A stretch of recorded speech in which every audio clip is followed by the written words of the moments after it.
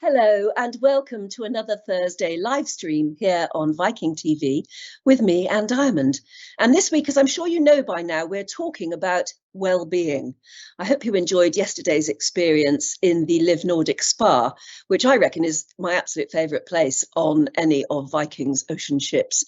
Alongside my other top favourite places, the Infinity Pool at the very stern and the Explorer's Lounge at the very bow. I guess those particular places, particularly if you know them, you'll understand, they're all about relaxation and de-stressing, which makes today's subject one of my favourite subjects too. How to retire in the sort of style that keeps mind and body at peak wellness. It's funny, isn't it, how our idea of retired people has changed over the last few years. 20 or 30 years ago, if you hit 60, or certainly 65, you were considered what we in Britain used to call an old age pensioner. They used to shorten it to OAP. And certainly, you probably looked the part. You embraced grey or white hair. You limited your horizons. You gave up your work and so often your self-esteem.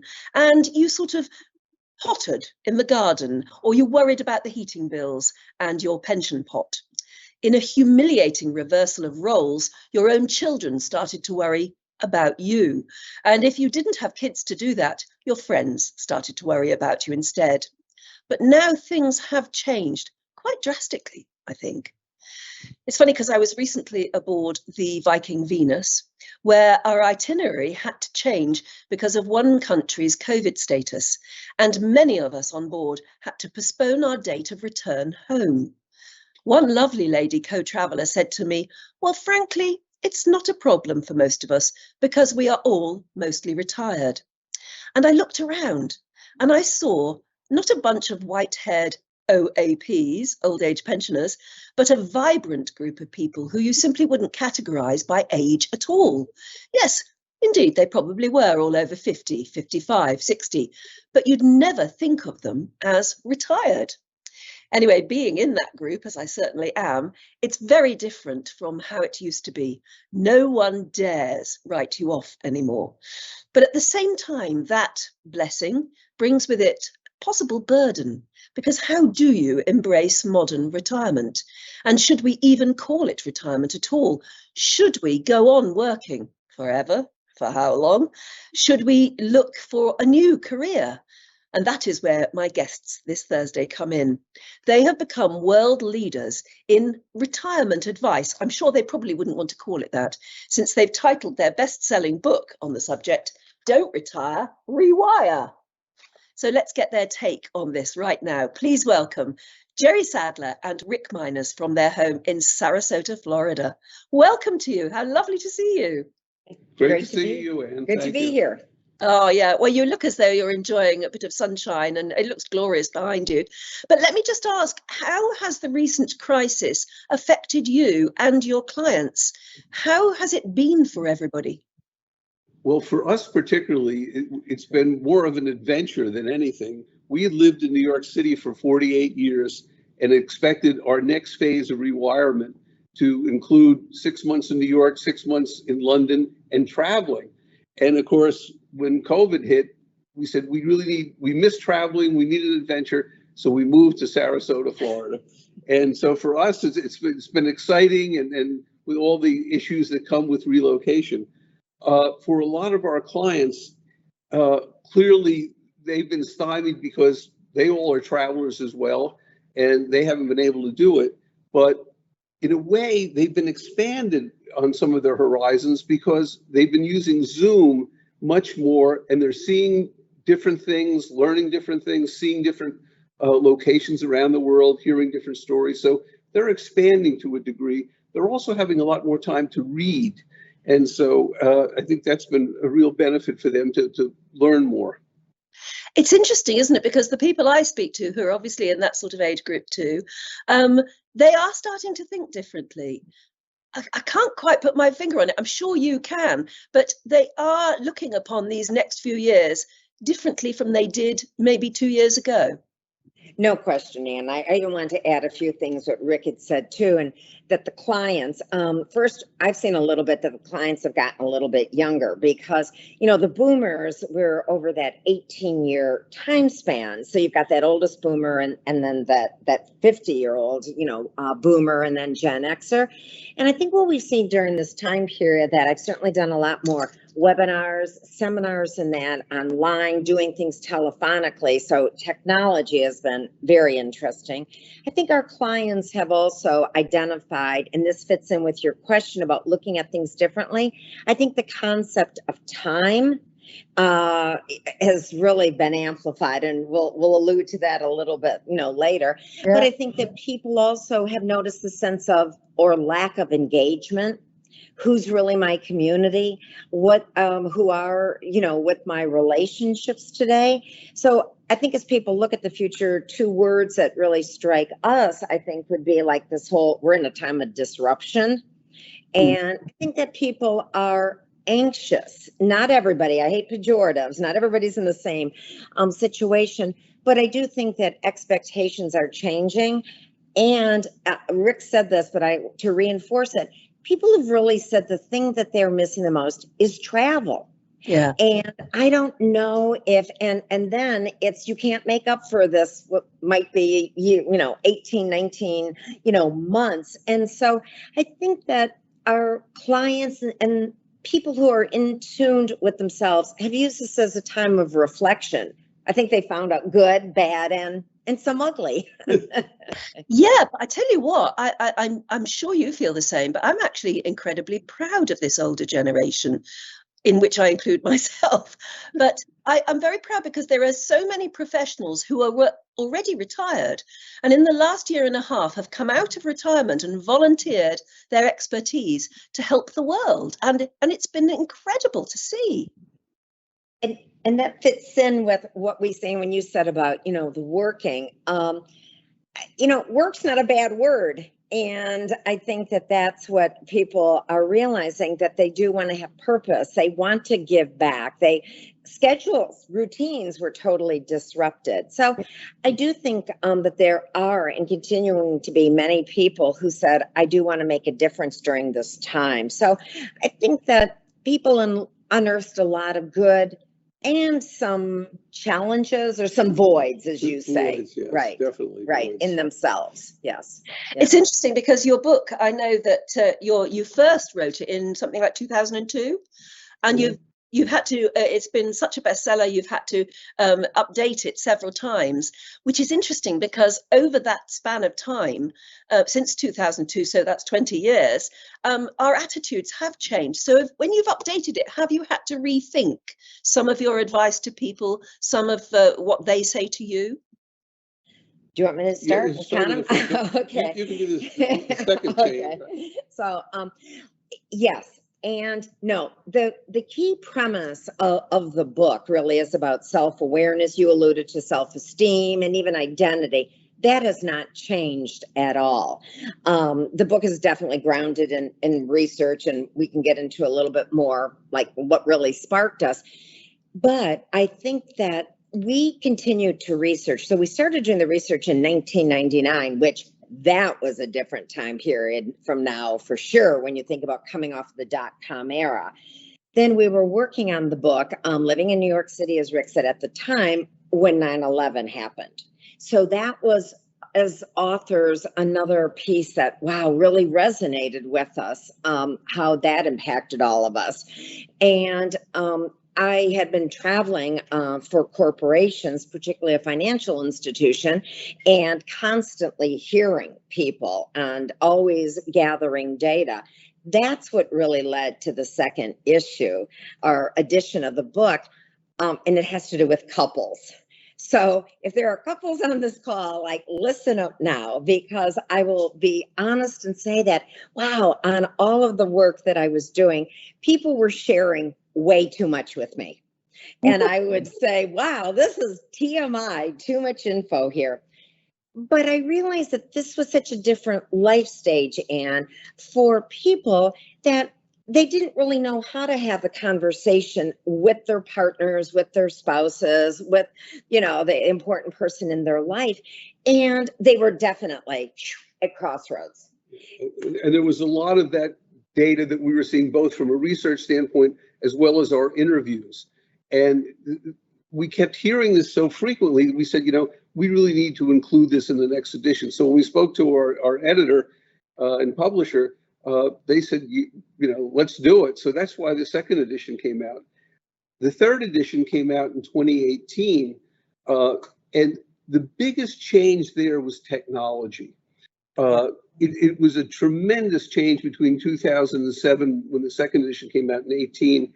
And we were hearing a lot of people who were entering retirement phase saying, well, I don't want to learn about technology, or I don't want to have to struggle worrying about an iPhone or being on call. And so they still wanted to work, but they weren't prepared to do what it takes to be competitive in the marketplace. And technology was a big issue. And also with time, we were seeing a lot of people say, well, I really want to get on with it and start traveling, or start a new career, or start volunteering and things like that. So they were seeing time a whole different way. Yeah. Now, I happen to love the concept of time to just even pick up on this, because when you think that was 2018 and we were talking about technology and time, and then you think of what we are going through now, it's really about technology and time. I mean, to a big degree, here we are, talking to you and your audience globally right now, all because of technology and this idea of time. And, people will say now, wow, I really can't believe how quickly 18 months went. And I think that's the big thing with our clients, and certainly even with ourselves, to all of a sudden stop and say, time flew. And we know that's an adage that maybe our parents said, or grandparents, the older you get, time flies. I don't think any of us ever thought it would be this fast. But I think the other thing too is, I think a lot of people realize now, how are you really using your time? And that was the shocking thing, because I will say on March 29th of 2020, as we were just getting into this, a client called and he said, I'm flunking. And I was like, okay, what are we flunking? And he said, I'm flunking COVID. And I was like, what do you mean? And he said, I just didn't realize that I need outside, I need other schedules. And all of a sudden he admitted, he said, I'm driven by the outside world. I don't have enough things that I have. And now when you had so much time, and time with spouses, or in time away from children. So that's why we think this whole thing with the concept of time, how are you really using your time? I think that's going to continue to be even more important as we go forward. Do you find that some people are a bit frightened by that concept of time? The idea that a lot of people say, well, it's fantastic, you can keep working for as long as you like, you're not forced to retire, or you can take up a different sort of work. And other people see that as something to dread. They say, oh my God, am I really going to have to work until I'm 80? How do you answer them? Okay. Well, we don't believe in age limits, because if a person is vital and interested in continuing to do their work, we urge them to, if they love it, keep doing it. Now, we understand that there are people who have illnesses or infirmities that don't permit them to continue to work, but we suggest to people, if you're enjoying it, keep it up, or try something new. If you're in this phase, maybe you want to try a different kind of work, or you want to do volunteer work, or you want to do work around your house that's different, and you have to learn different things like plumbing and electricity, things of that nature. I mean, it's a whole broad spectrum of learning. And I think, to be honest with you, Ann, a lot of people never liked the work they did. So they were looking at this opportunity to, tap into age 65, to, become the pensioner, as you said. So, I mean, I happen to know somebody who, when he turned 29, he already started talking about retirement. I think that for some people, work is very different. For other people, it's their lifeline, it's their social life, it's where they get their buzz, it's all these positive things. And that's one of the things, as Rick was saying, that we love to say bop till you drop. If you love it, we don't want you to drop because of exhaustion. And we should admit there are some people who will have to work, not just because maybe they didn't say, but maybe there were just outside responsibilities and things that wouldn't allow them, that freedom. But there are others we have noticed in some of our research that they've retired, and the truth is they want you to retire so you join their club, because your retirement validates their decision. Yeah. So we always say you have to be a little bit careful of these dream stealers, because you're loving what you are doing. And we will share with you, I mean, this is one of those things sometimes we say you hear too much, but someone who sold his business, but he always wanted to teach, and he was an adjunct professor, and he was loving it. And he ran into somebody on the streets of New York, and she said to him, "So what are you doing?" And he said, "Oh, I'm teaching, a class." And before he could go on, she said, "Oh, you didn't save enough money, so you have to work." And he had sold his company for a lot of money. So it wasn't about the money, it was about his interest in passing on his knowledge base. He was devastated. So you have to be a little bit careful of toxic people and why people say and do the things they do. Yeah. And shore up yourself so you don't succumb to their comments. And work provides a lot of identity for people. And without that identity, sometimes they wander. And, but continuing to work or volunteer gives them that identity. Do you think you've got to know who you are, haven't you? And before we get into your tips for trying to find out who you are and what you want, who are you? How did you both get into this field of work at all? Well, I guess I will go all the way back to say I've always been intrigued with people. I thought maybe I would like to become actually a geriatric psychiatrist. I didn't go that route, but I've always been intrigued by what turns us on, why we make the decisions we do, and why we don't. So a lot of my career has been in the personal growth and development, as mine as well. So we mimic there. But I guess I'll say that in the late 1990s, we were, and Rick and I should say, we met at Avon, which at the time was the world's largest beauty company. We were both in market. Yeah, ding dong. And so we met there, and we said, okay, this is, terrific in that. And I would say we've always, been different careers, different professions, but like-minded in our thoughts. And at that time, we had our own executive search firm, I guess headhunters, or many different, terms for it.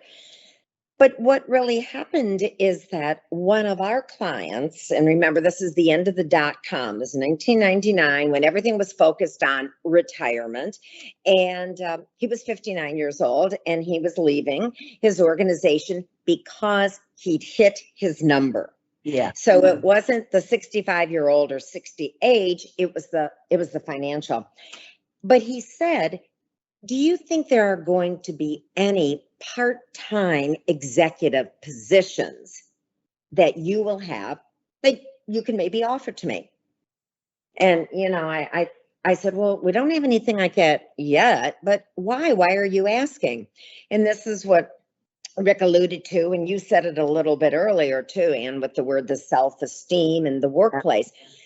Because he said, "I have been so focused on what I'm giving up, and all the negatives, the crazy clients, the demands, the budgets, the hours, the commuting, everything." And then he said, "I woke up the other morning and I realized, wow, work is also the place where I get my attaboys or attagirls." And he said a light bulb went off. And he said, "I know my wife loves me, but I can guarantee it, she's not going to tell me every day how terrific I am."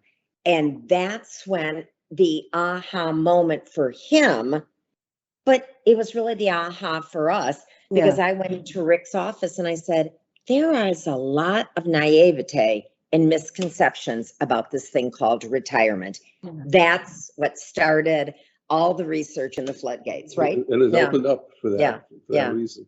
And we also saw a lot of people who were continuing to work. They had gone back to work after a brief retirement because they missed the social aspects of work.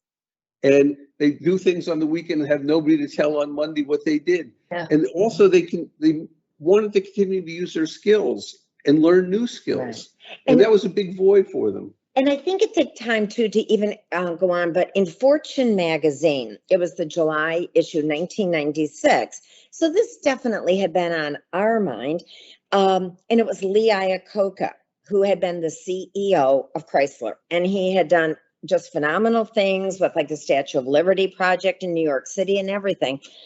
And the headline superimposed over his picture was, "How I Flunked Retirement." And really, that was the first time we ever saw the word flunked and retirement put together. And he was so honest, and it was kind of gut-wrenching, the pain, what he said. And his line, and it kind of fits in a way too, he said, people spend more time on planning a great 2-week vacation than they do the rest of their lives. And he went through a lot of ups and downs, cycling in and out.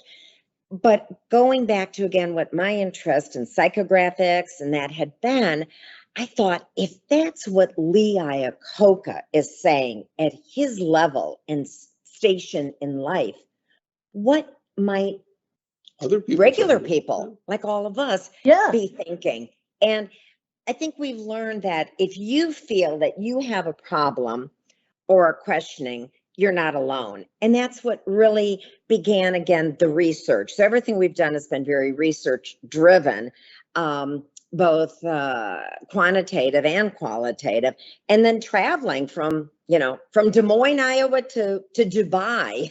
And we're constantly finding out globally, right? And we're hearing a lot of the same themes repeated over and over again. And, people have a great misconception about what retirement is, or at that time. Some people retire, they can live longer in retirement than they did their work life. And so it is a long time to fill. So it should be fulfilling, not just filling time. That's interesting, because my next question was going to be, can you do it without money? I mean, it's all very well for Iacocca, for instance, but most of us don't have his sort of money. Most of us don't have enough money, really, to retire the way we might have dreamed of. So should we start planning for retirement right back when we first start our jobs at, age 20, 25? Like you're advised to put money into a pension fund. Right. Well, I think the sooner the better, whether it's 20 or 20, I wouldn't suggest 20, but certainly people have to look at the future and start budgeting for saving money and realize the value in compounded interest, because that's what's going to help get them there. And the better that they can save and look to the future with an idea of what they want the money to do. But it's not so much how much money you have, but what are you going to do with the money? Okay, this is where I would love to unpack your question just a little bit, Anne. And this is where I think the qualitative and the quantitative come in. I think that the whole idea of retirement is going to morph in the future, because it already has. We have the greatest number of people over the age of 65 in America right now working. And from a trend line, you're going to see a lot of that continuing. And we're definitely seeing the gray-haired entrepreneurs. So that's going to be there. But this is the question, too, that there's been so much focus in the past on the question, do you have enough money to retire, which is right where you're coming from. Yeah. And all the ads, all the financial advisors. And when I got involved with this and started probing, I said, that's not the question. The real question that I would also have all of us of all ages think about, do you have enough money to retire to do what? Because you see, sometimes people, especially boomers, work was so much that they forgot about hobbies, they forgot about interests, they forgot about passions. That needs to come in. And then I said to Rick one day, I said, you know what? I'm going to really truncate that question. And it should be, do you have enough money to retire to do what fulfills you? Yeah. And that, to me, is what I would like young people and people of all ages to recognize what turns you on, because what turns you on at 25 might logically still turn you on at 55, 75. You just might find different ways to execute it. And tell these guys about University of Pennsylvania.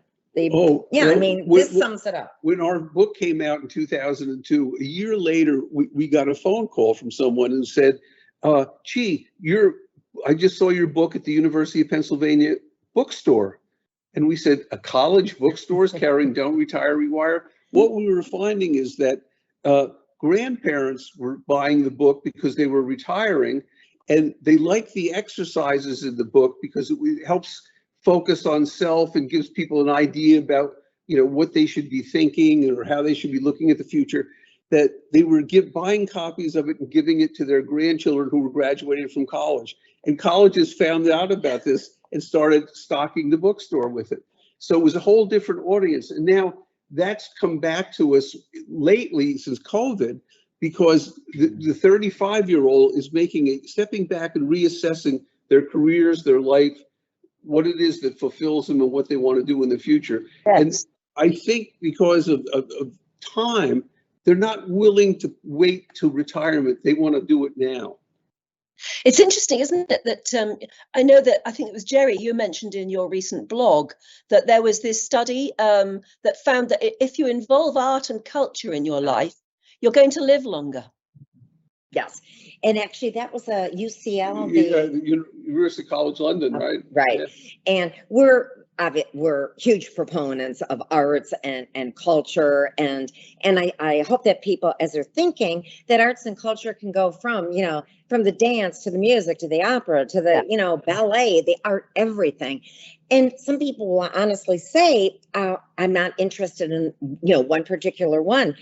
Our belief is find something and begin to pursue it, because the numbers are definitely showing when there's a level of engagement, whether it's looking at the painting and certainly working with docents and, to understand more. You can get engaged on that level. So many organizations have the donors or the friends of programs. Yes. But it's also having the discourse and like-minded people. There are score reading classes that you can take online. That's the other thing too, when you touched on, do you have to have a certain level of money? Well, first, you may have to adjust. Rick mentioned the word budget earlier, right. Up or down. And people who don't have a lot of money learn to be creative on how they access things so that they can get the best bang for the dollars that they do have. Because there's just so much, and I mean, the whole online, the MOOCs and all the different kind of learning now. But we are also proponents and taking a look how many conductors still in the music world are older. Yep. That they continue to go on. Musicians go on. I mean, we all, the Grandma Moses and everything like that started painting at 77. So all of a sudden you realize that involvement can be in so many different ways. And that's why we are such fans. Use your imagination. And, and no matter where you live, I mean, one of the things that sparked us from a cultural standpoint is Sarasota is an extremely cultural city and probably the most in the whole, in the state of Florida. But we've seen these numbers supporting, and we know that music and where it is really stored in the brain has very powerful things also. God forbid, dementia or Alzheimer's. So we know about music therapy and that too. So there's so many unbelievable things going on today. So the arts are there. And I think that there can also be lower entry points. You don't have to have the most expensive ticket. There are artists at all levels. And let me tell you, the artists really got hit during COVID. So there are a lot of interesting things that are available at very cost effective or almost free. Although I do want people to pay something, because we don't want the idea of the starving artist. Yeah. No, but isn't it interesting as well? Because when we go to school, and sometimes when we go on to college, you're always you belong to societies which do other things, like you might sing in a choir or you might be in an orchestra, and you certainly study art and forms of culture while you're at school. But many of us give that up during our working life. And maybe retirement is the time to actually rediscover it, because it's still inside you, isn't it? Very Oh. definitely. And people who do, whether they want to take lessons we've run into a lot of people who've taken up a musical instrument again, or started for the first time, or to have taken art classes or sketch classes, or just like to go and sit in the audience and listen and learn more about the composer or the conductor. And what it also does is it reduces loneliness. And a lot of people in retirement become disengaged. And this is a way to get re-engaged with people who are sharing an experience, and it eliminates the loneliness. And that can be very heartbreaking at this life stage. And that's when you started out, Ann, and you said that this the program really being on wellness and everything too. And that's a big part of why we really do want people to rewire, because there are such positive benefits.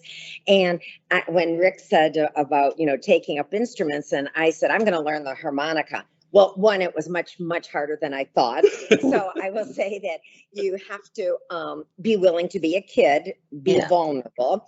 But it is amazing how many organizations today, ballet, I think of up in New York, Elvin Ailey and things like that. And I'm sure in every community that people who are older, however we define that, can go in and take these, dance classes. You're not going to turn out to be the prima ballerina, but it doesn't mean that you can't try it. But be realistic.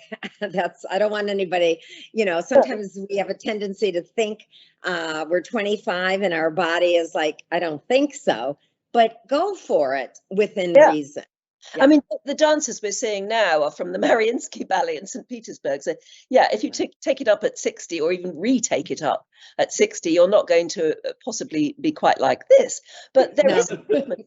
I know there's a movement in Britain, and I'm sure there is in the States. One of the movements in Britain is called Silver Swans or something. And it's where older women, particularly, probably who did a bit of ballet when they were young, and then, as I said, gave it up and went into other things, have refound ballet as a way of simply keeping themselves fit and healthy and strong. Well, I'm very pleased to say we have it here at the Sarasota Ballet. So, I don't know if I'm going to go that route. I have 2 left feet, but at the same time, it's like, you're right, it's there. Yeah. But I think people, as we always say, try it, and if you hate it, don't do it again. Yeah. So let's go back to your whole philosophy and the philosophy behind the book, which is about rewiring. Can you explain what you mean by that? All right. Rewiring is about taking the energy that you have running through your veins after you leave your corporation, sell your business, stop teaching, whatever, and put it into new or existing activities that fulfill you. Because, the one thing I guess we have to go back a little bit that we didn't touch on, but in all the work that we did, and I would always say to audiences of, 500 plus people down to 10 people, we are talking about retirement. Where did it come from? And it's like my eyes glaze over. People, they have no idea. And I'll say, this is amazing because you're saving for it. You're saying you can't wait to get there, or you're dreading getting there. Yeah. The truth is, it came from Otto von Bismarck in Germany. And the whole thing really was about to change the workforce, get that, older worker out, have a new pipeline. And randomly, really, the age of 65 was selected, whereas during that time, kind of the average, the median was around 48, 49 years old. So then you move up, into the United States here. We're coming 1933. We're coming off of, the, unemployment and just, the Depression. And FDR, Franklin Delano Roosevelt, creates this social net, which is then Social Security. And he takes the age of 65 also. So in a way, this whole concept of retirement was really it is man-made. But because we're living longer now, it's really social engineering run amok, because it is projected like 3 million baby boomers will live to be 100. So all of a sudden you see, wait a minute, what was a model for before isn't working. So the audiences that we have been talking to, it's that we're not saying that we think it's bad to end your work life if that's what you want. And sometimes you've been forced there, sometimes it's on your own. We're just saying we need some new models, that maybe what your grandparents did or even what your parents, it isn't going to be the right model for you. And then when people say, well, why are we living longer? I'll say, basically things like air conditioning, seat belts, better nutrition, and pharma. There's nothing extraordinary there. And I think that, and what people will often say is that, well, it's in the genes, but latest studies are showing that it's only about 18 to 20% really in your genes. The rest of it is your environment and how you're living your life, and your noodle and what you in your head. Yeah, and that's the whole idea of rewiring, isn't it? Is thinking differently. I mean, when we were kids, older people retired at 60 or 65, they went on to a pension, but they only expected to be there for about 5 or 10 years. That's and we're looking to retirements of 20 plus, maybe 30 plus years in many cases. Right. And that's the exciting part, of this, as you said. And it's a long time to fill. Yeah. So fill it with things that are going to excite you and enthuse you and make life worth living. But the first thing, going back to the rewiring, and so you're saying, okay, that we've been using this word, what fulfills you. So I started doing work with people, and I said, what fulfills you? And, people would look at you a little, and they said, money, and I go, beyond money. And then that's when we said, there's the sweet spot, Ann, because people in our life, we're all moving so quickly. I mean, forget about the time period we are in now. But 24/7 technology, all of this, that you never really stopped. You knew what didn't make you happy, wasn't working, but you don't always take the time to say, wow, that felt good, and why. So we went out and did a major piece of research, and we have continued with this. And we asked only one question. We said, why do you, or did you, in case you were retired, work beyond the money? And that's when the floodgates opened. They came back with 85 different reasons. Some of them are overlapping, but basically these were what we call drivers. And usually people have the top 5 drivers, and it could be, that they wanted to learn new things. It was continuous learning, or they wanted to make a difference, or they wanted to have power, or they wanted to work globally, and that was their level of fulfillment. But we urge people in the book to, find out what your drivers are, and then try to align your activities in the future, whether it be work or non-work, with those drivers. I mean, at the same time that we were doing all this, there was actually an interview, and it was with Paul McCartney, Sir Paul McCartney, and this registers because in 1967, when he was, 25, that's when he wrote the song, Will You Still Love Me? Will You Still Need Me When I'm 64? So when you say to people, well, why did he pluck the age of 64? Because 64 was old. Yeah. And that was, would anybody even still love you? And so when the journalist said to him, so, Sir Paul, what are you going to be doing when you're 64? And Paul McCartney said, I'll be on tour when I'm 64. And the interviewer was stunned because he said, well, you have the money, you have, your life and family and that, and you've been knighted. Why? And Paul McCartney said, I need the sound of applause. Yeah. And that's what, and that was his one of his 5 top drivers. And that was his way of saying it, Ann. Yeah. And that's what I was saying earlier. You need to know who you are, what you need and what you love.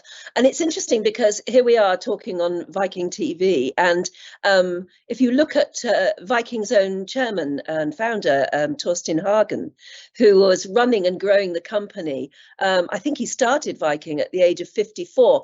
That's an age when many people might have thought, I'm too old now to start something new. And he's now, 78, and is still growing the company hugely. And I know that he feels very strongly that something he knows about himself, but he recommends to others, is to keep curious. Just watch what he has to say about that. growing up in a little red house on the edge of a large forest in Norway, there were three things we were encouraged to be. To be kind, to be honest, and to be hardworking. These are things that each of us can control. Over time, I've come to add a fourth. Be curious. Be curious about the world around us, about the history and cultures of places we have yet to go. And then go. Go with an open heart and a curious mind, and you will find inspiration anew. The world awaits. Be curious. Viking, exploring the world in comfort. So there you are. He knows his driver, and his main driver now is being curious, which he recommends to others. You've probably got lots of examples of people that you've helped and people you know, or even people you observe, who seem to have got it right. Who would you say? Tell us their stories. Well, there's a variety of people that we've met over the years, but they have a lot in common. And they all seem to have the curiosity gene. And, they're willing to explore different things. In one example, we have a friend who was a lawyer in a law firm in New York City. And he said, well, gee, I'd love to teach in retirement. He ended up becoming the dean of the law school. And then a few years later, when he was well into his late 60s, he became the president of the university. Totally unexpected, but that was an opportunity. Another person we knew who was a banker who was about to retire. And they were walking around a flea market and saw chocolate molds and picked them up and said, gee, I like chocolate. Let me learn more. They ended up going back to school, becoming a chocolatier and opening up a chocolate business. Another person who we knew was an executive who said, prisoners, when they get out of prison, have a rough road. We don't want them going back.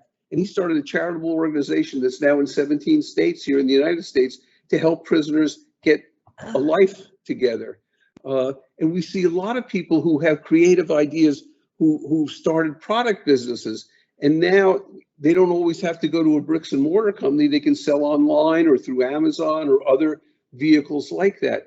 And so they're using their creativity and their curiosity gene to make it happen for themselves. And I just want to, because Rick had alluded to this earlier, and it's really what you said at the very top of the hour about the identity, your self-esteem, because there is a word that sadly does creep in, and the word is invisible.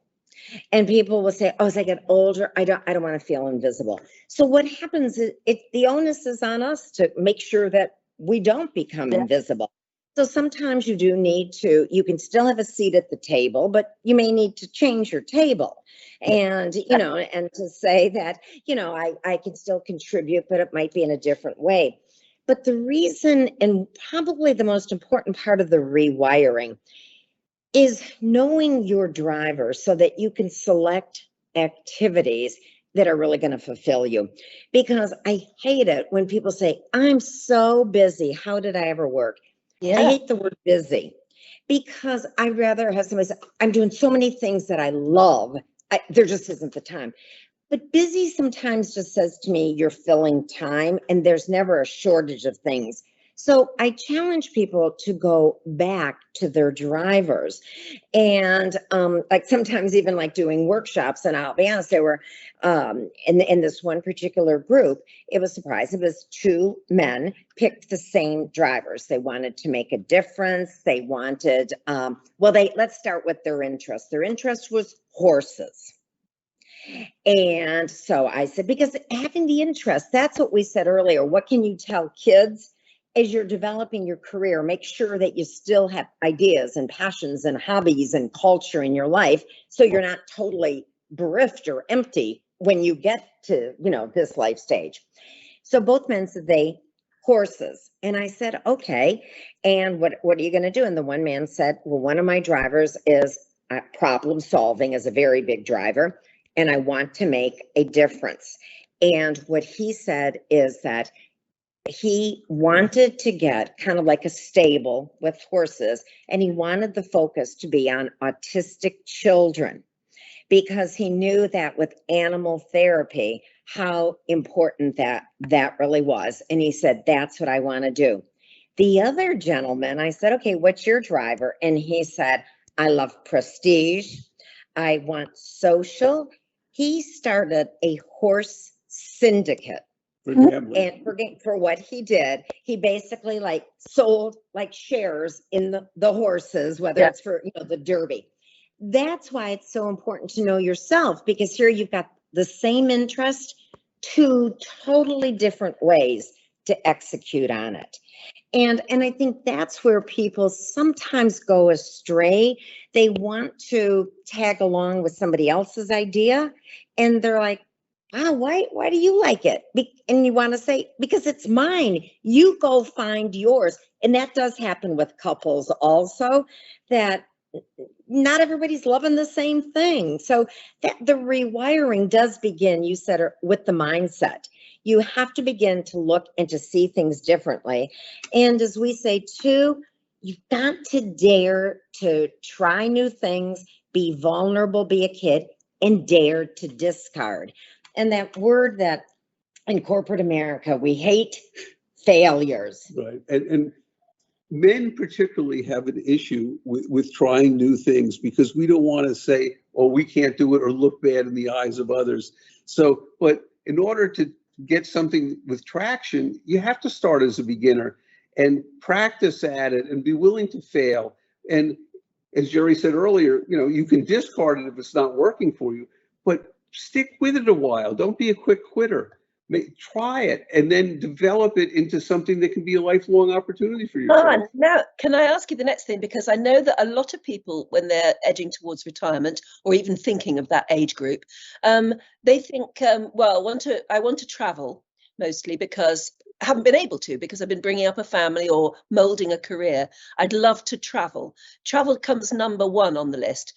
What if you're, while we look at pictures of amazing opportunities to travel, certainly Viking has that, what about if you're not a couple? What if you're on your own by then? Can you still travel? And what about what a lot of people might think of, which is ditching where you live, even going to a different country, opting for something completely different? How adventurous is that, or how dangerous? The answer is it depends. I mean, if you're totally going to do something different in a new country, you better have done your homework and your research, because while it may sound beautiful to try the adventure, there's a lot of obstacles that you probably never thought of, that by doing the research, you'll manage your risk that way.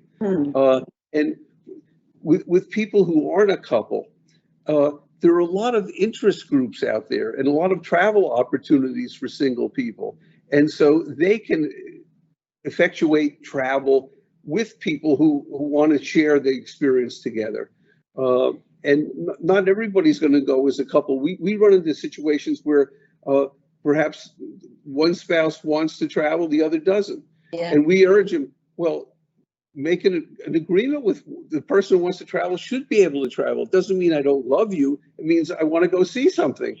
And we can't stress that enough, because that's, as I said earlier, not everybody has the same interest. And when they go, well, that'd be terrible to take a vacation, not with your spouse or your partner or whatever. And I'm like, but if that person is not really going to enjoy it, then say, hey, we'll meet you at the beginning of the we'll meet you at the end. But don't force someone to do it.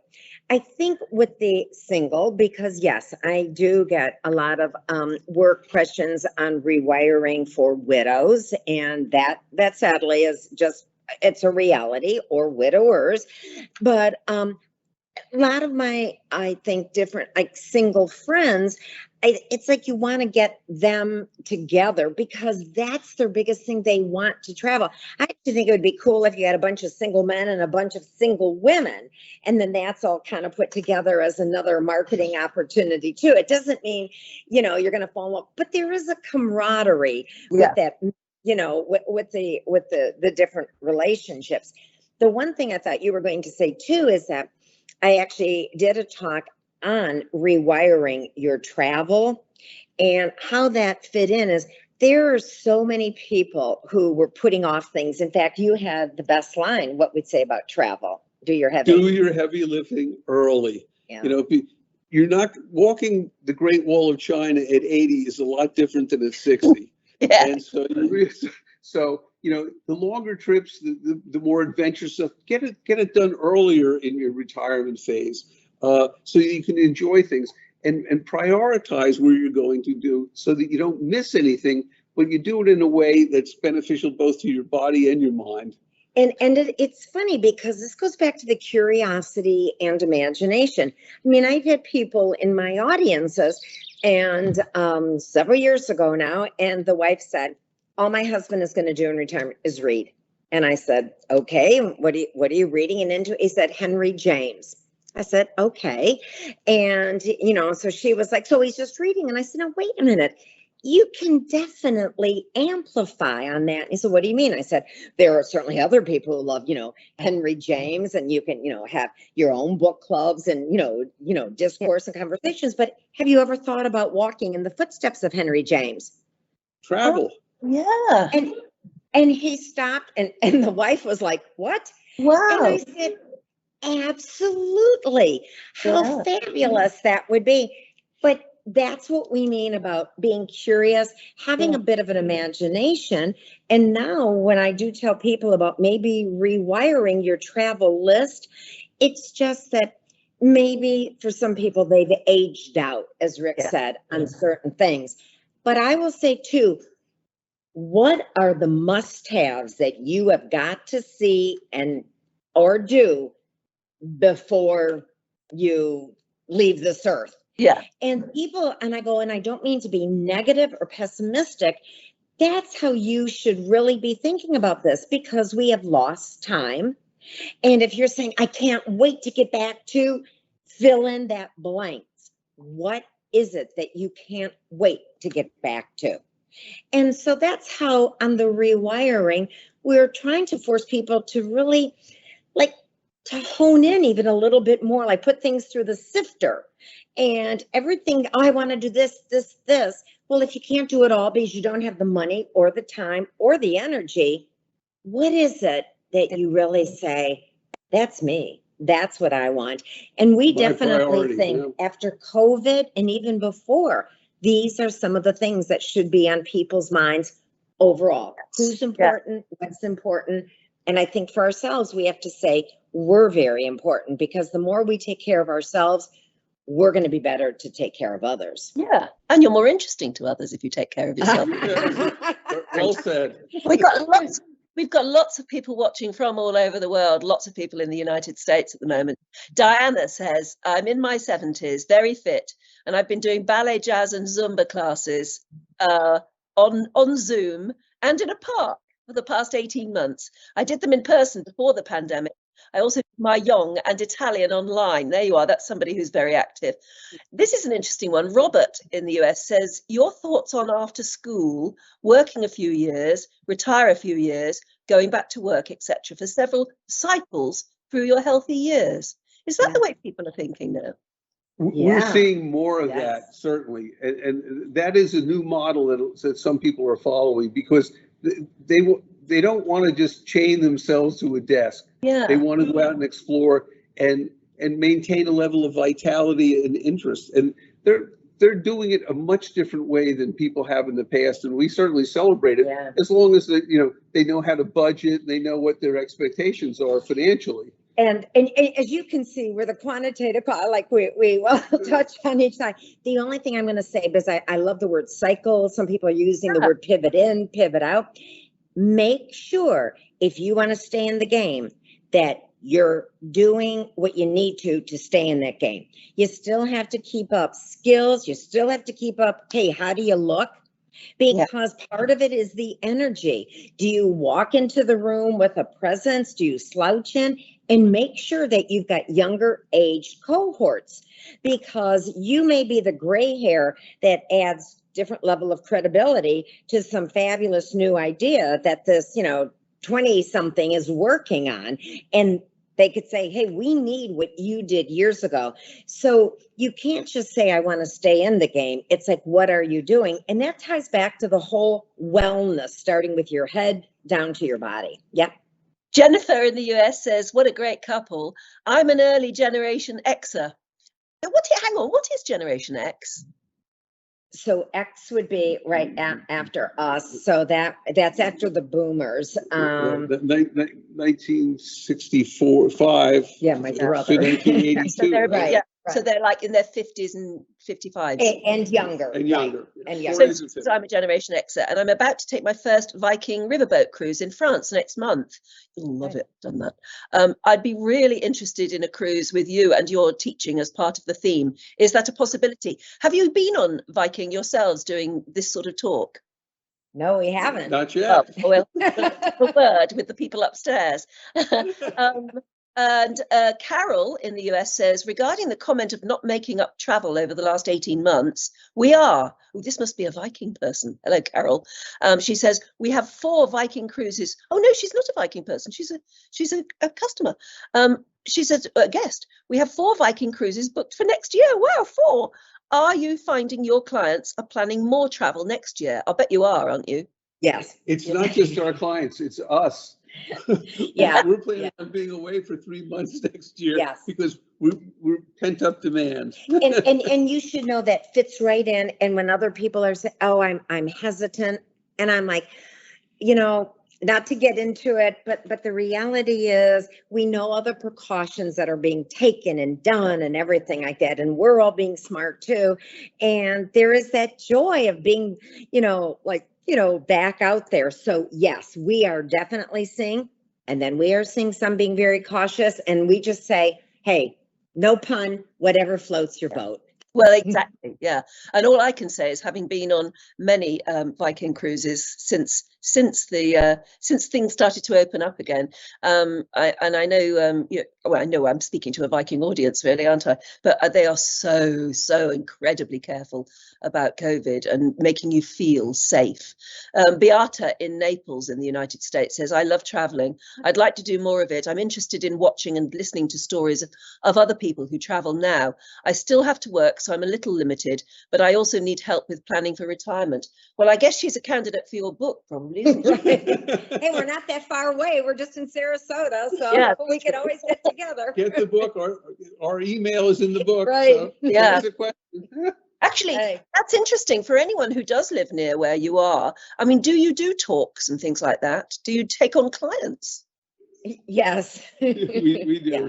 And but the interesting thing though is we definitely put a time frame on it, because so minimum of 3 times talking to people, maximum of 6, because you have to want to do this. You want to take the action. So we are not there to unpack your life. That's a very different type of individual. But we absolutely do. And they do have to read the book, because you have to know what your drivers are. And there is such an excitement of really finding it out. Like you'll say, oh my gosh, like somebody even had said, now I know why I liked a job 2 jobs ago. And he said, I've gotten promoted twice. He said, I got more fulfillment when I was in sales versus now that I'm higher up the rank and the sales director. So you're going to find a lot about yourself, and it's always fun to find out more about yourself. Yeah, but sometimes you do need a bit of an expert hand to help guide you. Yeah. For instance, Sally has just come online. She's in the US. She says, as a clinical research scientist and medical technologist, I'm 70. I wanted to be in the Peace Corps on the medical ship. I hoped to travel the world. I hoped to travel the world in the 1970s doing that, but clearly she didn't by the sound of it. She says, is there a role I could do now? I'm sure there is, Isn't it? But it takes a little research to do, Yeah. and peeling back the layers to find out what's available to you. But I think it's hard to say now because we're in COVID. But I'm saying once COVID opens up, there's going to be more opportunities for international Because healthcare. Right.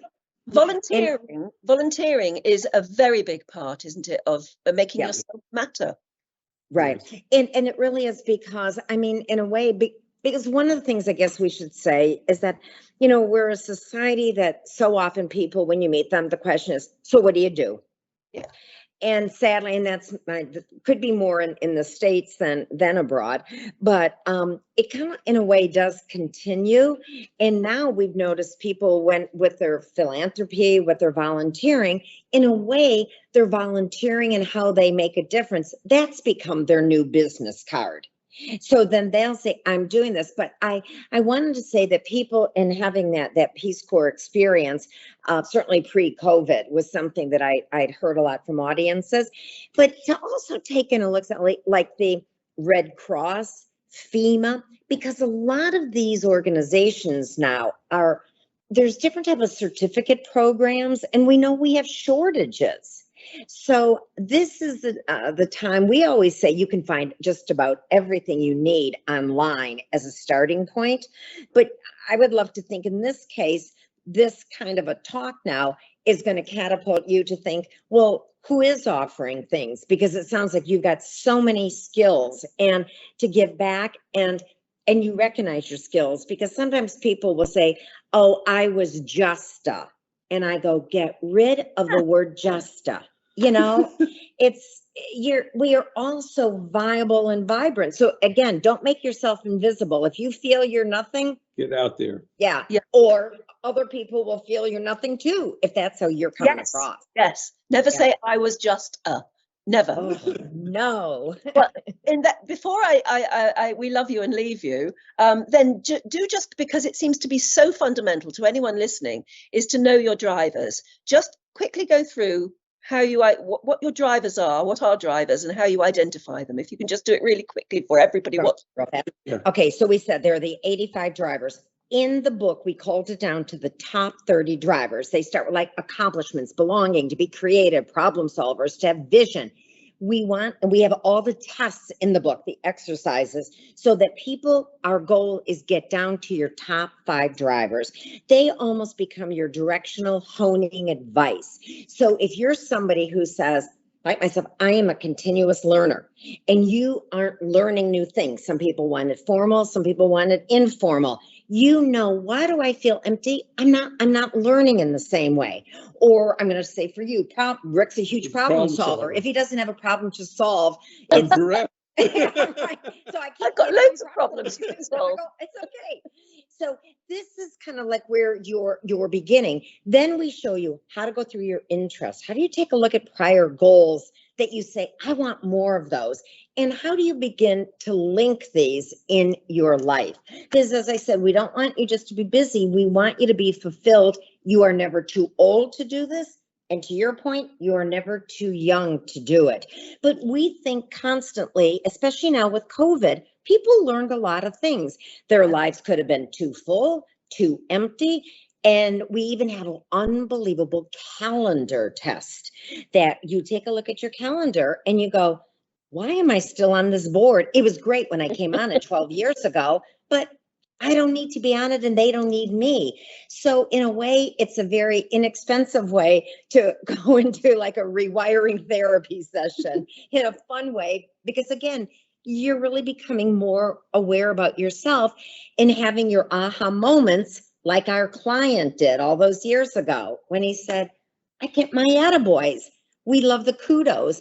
And I will say, men, when a wife says, go volunteer, and I'm going to say, wives listen, or spouses or whatever, listen to this. Women will volunteer. Men love to coach.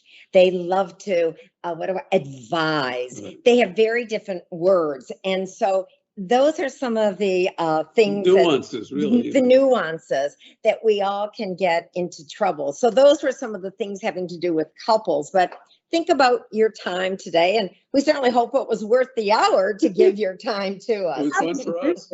Oh, no, listen, I found your inspiration. Never mind anyone else. It's been brilliant. but I do think, I mean, I totally get you. But sometimes it takes other people to just focus you in on that. I mean, I knew in there that it's about the drivers that are important for any of us, really. But it took you to say it to make us actually go, okay, and go and do something about it. And I'm sure everybody who's been watching for the last hour has found you absolutely inspirational. Thank you so much for joining us. It's been absolutely brilliant. Let's hope we meet on a Viking cruise. Let me just remind everybody, the book is called Don't Retire, Rewire, but there is a button here on the Viking.TV website where you can just press it and get hold of the book. And thank you so much for your expertise. I mean, that has been a brilliant hour that went really fast, which is always good. Thank you so much. It's been lovely to meet you.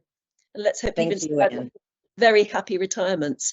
Thank you. And by the way, hello to Mika from Montclair, who's also watching as well. We met just recently. Next week, let me just tell you, is Italy week. So in a week's time, my special guest is going to be the Baroness de Rensis Sonnino. She's an artist, photographer, designer, and cultural ambassador. And she'll be talking to us from her beautiful home, Castello Sogno, just outside Florence.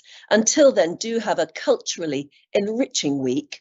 And let's hope we all stay safe and well and can start planning interesting retirements. But of course, one of the things that comes up on the sort of top of the bucket list of most people when they talk about possible retirements is, oh, should we go on a world cruise? So I just thought to whet your appetite, since apparently for next year, our world cruises at Viking are apparently, they're sort of selling out. So people really want to get out there again. Just in case you've ever fancied a look at what a world cruise could bring you, I thought I'd leave you with this. Immerse yourself in an epic adventure as Viking sets off on a grand voyage of discovery to the far corners of the globe. 22 fascinating countries, 119 intriguing days, and dozens of the world's preeminent cities, with plentiful overnight stays as you sail on board the beautiful Viking Star. This remarkable journey departs from cosmopolitan Los Angeles, followed by exquisite Santa Barbara, with its Franciscan history and inviting rugged coastline. But California is just the beginning. You'll set off across the vast Pacific, headed for the alluring beauty of Hawaii and its powdery sand beaches. The beguiling South Pacific mesmerizes even the most seasoned travelers. Bora Bora, Moorea, and Tahiti. Their verdant peaks and turquoise lagoons, followed by New Zealand's subtropical Bay of Islands. The entire country will delight your senses with spectacular natural wonders, a fascinating indigenous culture, and 2 nights to take in enchanting Auckland. You'll navigate the Tasman Sea to Tasmania. Then it's on to Melbourne, Australia, and Sydney for an overnight stay. Enjoy an encounter with one of the planet's most ancient cultures, and then explore the expansive, breathtaking Great Barrier Reef. Exotic experiences await in Southeast Asia. On the island of Komodo, you'll come face to face with the largest lizard on Earth. Bali is home to a collection of centuries-old art and culture, followed by a kaleidoscope of tastes and sights in Vietnam, Singapore and Thailand, along with Yangon in Myanmar, and its shimmering Shwedagon Pagoda complex. Southeast of the Indian subcontinent lies the island of Sri Lanka, whose capital Colombo welcomes you. And high above lie the beautiful hillside stations with their terraced tea plantations. Portuguese and Indian cultures converge in Goa, India. Bustling Mumbai, the former Bombay, is a traveler's dream. Take in fascinating museums and historic monuments, or consider visiting Agra's white marble wonder, the majestic Taj Mahal. Like tales from the Arabian Nights, the fortresses and souks of Salalah evoke the exotic. Awe-inspiring landmarks are yours in Jordan's stunning red city of Aqaba. and Egypt's Luxor temple complex. You'll also transit the world's other impressive man-made waterway, the Suez Canal, before exploring the timeless wonders of Haifa in Israel. Europe beckons with more storied destinations, including the fabled Greek island of Rhodes, Turkey's ancient treasure Ephesus, an intriguing Istanbul, a city bridging Europe and Asia. In Athens, witness the birthplace of Greek art, architecture, and thought. On Sicily, ageless Messina will delight your imagination, while Naples, Italy, leads to legendary Pompeii. Explore spectacular Rome, the eternal city, before setting off for opulent Monte Carlo. The passionate spirit of the Iberian Peninsula is expressed through its music, tapas, and wines. Enjoy the legacy of Spain's native son, Antoni Gaudí, in Barcelona, and the sheer majesty of Cartagena's historic treasures. Rounding Gibraltar and its imposing rock cliff, you'll head to Lisbon for its 18th century architecture and entrancing fado performances. On the final segment of this extraordinary voyage, you'll sail the English Channel to the port of Tilbury for London. An overnight stay gives you time to explore the heart of this iconic city. It's the perfect way to conclude your epic Viking World Horizons journey.